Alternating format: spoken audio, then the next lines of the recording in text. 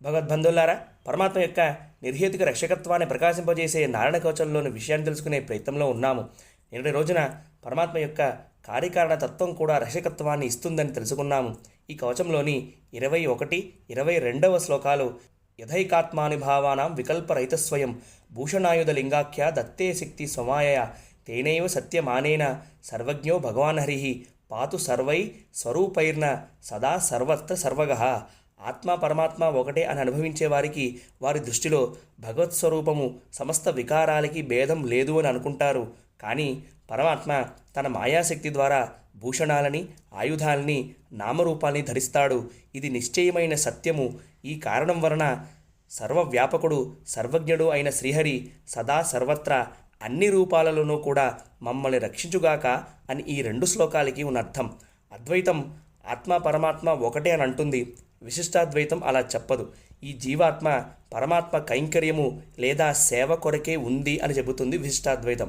అందుకోసమే ఆండాళమ్మవారి తిరుప్పావి ధర్మాస వ్రతంలో నీ ఆంతరంగిక కైంకర్యము మేము ఎప్పుడూ చేసే విధంగా చూడు, మమ్మల్ని అలా అనుగ్రహించు అని కోరుకుంటుంది.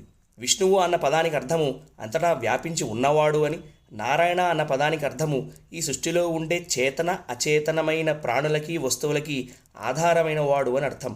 ఆయన అంతర్యామిగా ఈ సృష్టిలో అనేక నామరూపాలతో ఉంటాడు. నారాయణ ఉపనిషత్తు చాలా స్పష్టంగా చెబుతుంది.